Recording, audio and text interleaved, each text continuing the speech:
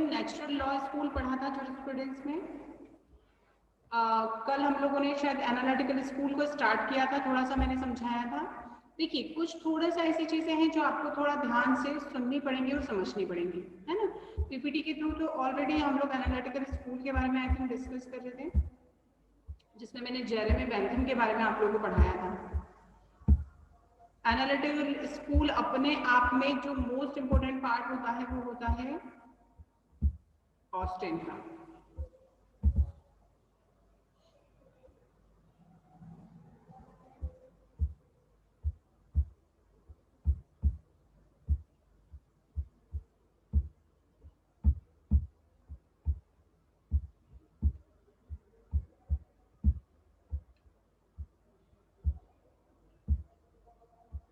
देखिए John Austin जो है उन्होंने एनालिटिकल स्कूल के बारे में बहुत ही अच्छा मीन्स मैंने कहा था ना कि आप लोगों को पढ़ के भी मतलब इंटरेस्ट आएगा, इतनी अच्छी चीजें उन्होंने डिस्कस की हैं।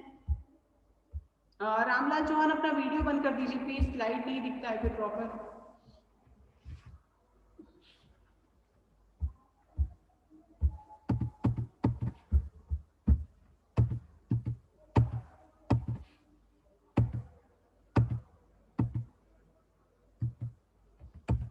एनालिटिकल स्कूल में Jeremy Bentham and John Austin, ये दो ऐसे लोग हैं जिन लोगों ने अपना, जैसे कल हम लोगों ने डिस्कस किया था कि इन लोगों ने relation of law with state, कल थोड़ा अगर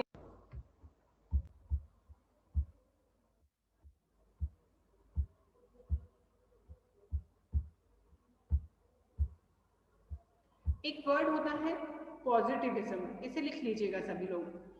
पॉजिटिविज्म, प्रमाणवादी, प्रमाणवादिता। इंपैरेटिव स्कूल अगर हम पढ़ते हैं तो आपको इंपैरेटिव मींस एनालिटिकल स्कूल जब हम पढ़ते हैं तो ये शब्द का मतलब आपको पता होना चाहिए। एनालिटिकल स्कूल का सीधा मतलब होता है प्रमाणवादी या प्रमाणवादिता। जैसे मैंने बोला कि एनालिटिकल का मतलब क्या होता है, विश्लेषण करना, किसी चीज को जांचना, परखना, उसका विश्लेषण करना, उसके रिजल्ट निकालना, एनालिसिस करना, ये सारी चीजें। प्रमाणवादिता भी क्या है कि किसी भी चीज का क्या प्रमाण है। अभी अगर हम बोले कि नेचुरल लॉ, जिसे कि डिवाइन लॉ भी समटाइम्स बोला गया है या यूनिवर्सल लॉ बोला गया है, उसके क्या प्रमाण है? क्या कोई मुझे उसका प्रमाण दे सकता है? पॉसिबल है क्या? नहीं, हमारे पास कुछ भी ऐसा कोई कहीं राइटिंग में नहीं है कि हम उसका प्रमाण दे पाएंगे। ये सिर्फ हमारा तर्क है, हमारे लिए एक तरह के फैक्ट्स हैं, हमारा सेंस है कि हमने उस चीज को ये मान लिया कि सही और गलत के बीच में जो डिफरेंस बताता है वो हमारे लिए नेचुरल लॉ है। जो विवेक से चलता है, जो बुद्धि से चलता है, वो हमारे लिए नेचुरल लॉ है। किसी के साथ गलत ना हो, सब कुछ सही हो, हमारे लिए नेचुरल लॉ है। एनालिटिकल स्कूल का ये मानना है कि इन सब चीजों के पीछे तर्क क्या है, इन सब चीजों के पीछे प्रमाण क्या है। क्या विधि अपने आप बनी है? तो वो इस चीज को डिनाई करते हैं। जैसे मैंने बोला कि Jeremy Bentham, John Austin, even कई सारे और जूरिस्ट हैं जो लोग इस चीज को डिनाई करते हैं कि विधि अपने आप बनी है। नहीं, उनका सिंपल सा गणित है। अभी आपको यहाँ कुछ नहीं करना है। अगर हम लोग नेटवर्क इशू, देखिए बहुत सिंपल सी चीज है कि अगर हम लोग ये चाहते हैं कि हमें समझ में आए कि भाई एनालिटिकल स्कूल और नेचुरल लॉ स्कूल में क्या डिफरेंस है, तो यहाँ पर डिफरेंस स्टार्टिंग से ही मानकर चलिए। नेचुरल लॉ से जुड़े हुए जितने भी जूरिस्ट हैं उनका ये मानना है कि विधि अपने आप बनी है, विधि ऑलरेडी है, नेचर से हमें मिली है, हमें उसके लिए कुछ एफर्ट्स नहीं लगाने हैं, हमारे पास अलग से हमें कुछ ज्यादा कुछ नहीं करना है, सिर्फ नेचर ने जो हमें दिया है उसे हमें फॉलो करना है। सेम चीज के अपोजिट में एनालिटिकल स्कूल जाता है। सबसे पहला थॉट जो उनका है वो ये है कि पहली चीज तो analytical school relation of law with state, इस चीज को क्लियर करता है। और अगर ये चीज है तो डेफिनेटली जो लॉ बनाया गया है वो हम लोगों ने बनाया है। मतलब विधि क्या है? मानव निर्मित है, मेन मेड लॉ में बिलीव करते हैं एनालिटिकल स्कूल से रिलेटेड सारे जूरिस्ट। जैसे जेरेमी बेंथम के बारे में हमने कल डिस्कस किया था, तो क्या कहा था कि विधि वो होनी चाहिए जो हमारे लिए उपयोगी है, अदरवाइज वो हमारे काम की नहीं है तो वो विधि नहीं है ना। जेरेमी बेंथम ने तो हर चीज में क्या तर्क लगाया है कि विधि वही होगी जिसकी की कोई उपयोगिता हो। अगर उपयोगिता नहीं है तो हमारे काम की नहीं है। अभी यहाँ पर नेचुरल लॉ स्कूल और एनालिटिकल स्कूल को अगर आप थोड़ा भी समझ पाए होंगे तो बहुत अच्छे से क्लियर कर पाएंगे कि ये दोनों चीजें अलग हैं। और अलग कैसी हैं? अलग अलग ज्यूरिस्ट ने इन लोगों को अलग अलग अपने लेवल पर डिफाइन किया है। जैसे जॉन ऑस्टिन का सबसे मेजर जो मानना है, देखिए एनालिटिकल स्कूल को प्रमाणवादी दृष्टिकोण भी कहा जाता है, जिसे पॉजिटिविज्म बोला गया है। पॉजिटिविज्म में यहाँ सकारात्मक से मतलब नहीं है, सकारात्मक के साथ यहाँ पॉजिटिविज्म से मतलब होता है प्रमाणवादी का। किसी भी चीज का क्या प्रमाण है? अगर हम बोले कि हमारे देश में कॉन्स्टिट्यूशनल एप्लीकेबल है तो हम उस चीज का प्रमाण कैसे दे सकते हैं?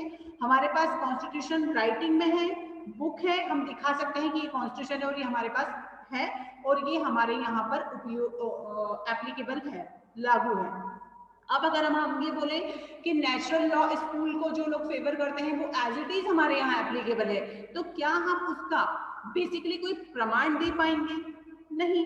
तो इसीलिए यहाँ पर जो ये कॉन्सेप्ट है, एनालिटिकल स्कूल को प्रमाणवादिता या पॉजिटिविज्म भी बोला जाता है। आप लोगों को इतना याद रखना है कि एनालिटिकल स्कूल और पॉजिटिविज्म लगभग सिमिलर चीजें हैं। इंपैरेटिव लॉ, क्योंकि ये सारी चीजें ऐसी हैं जो कि विधि को मेन मेड मानती हैं। यहाँ पर विधि अपने आप नहीं बनी है, यहाँ विधि के साथ ये नहीं हुआ है कि हाँ ऑलरेडी कोई सिस्टम था या यूनिवर्सल लॉ जो है उसको हमने एज इट इज ऑप्ट कर लिया, नहीं।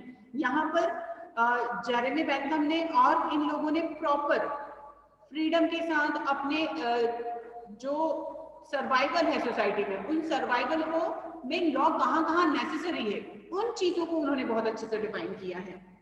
इसीलिए उन्होंने एक चीज देखिए, अभी तक दो सिंपल चीजों को समझिएगा, नेचुरल लॉ स्कूल प्राकृतिक विधि और इंपैरेटिव स्कूल एनालिटिकल स्कूल या आपका विश्लेषणात्मक विचारधारा, ये दो अलग अलग किस पार्ट पर हुए? एक मेन मेड को मानता है, एक मेन मेड को नहीं। सेकंड थिंग, एक और चीज मैं आपको बोलूं,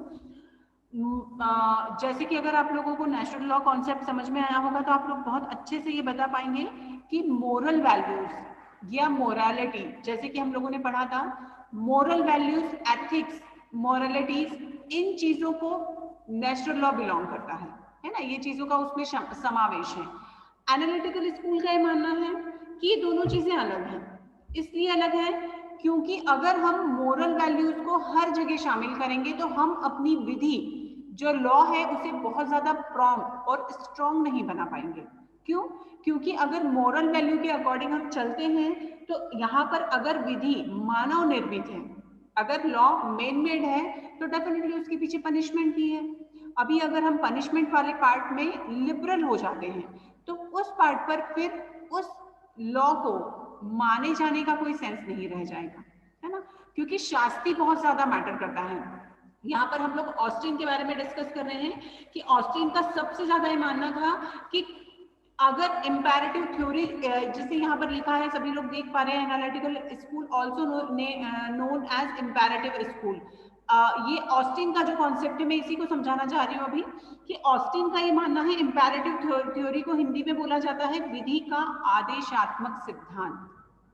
विधि का आदेशात्मक सिद्धांत लिख लीजिएगा इसे, इंपैरेटिव थ्योरी और एनालिटिकल स्कूल के सामने लिखिएगा विश्लेषणात्मक सिद्धांत, विधि का विश्लेषणात्मक सिद्धांत। तो इंपैरेटिव थ्योरी अपने आप में क्या है, जैसे मैंने हिंदी में बोला आदेशात्मक सिद्धांत। आदेशात्मक सिद्धांत अगर हुआ तो कौन कौन सी चीजें कॉमन होंगी यहाँ पर? सबसे पहले एक चीज विधि का शासन। अब विधि का शासन है मतलब क्या हुआ? रूल ऑफ लॉ अगर है, विधि सबके लिए समान है, first thing according to analytical school and Austin.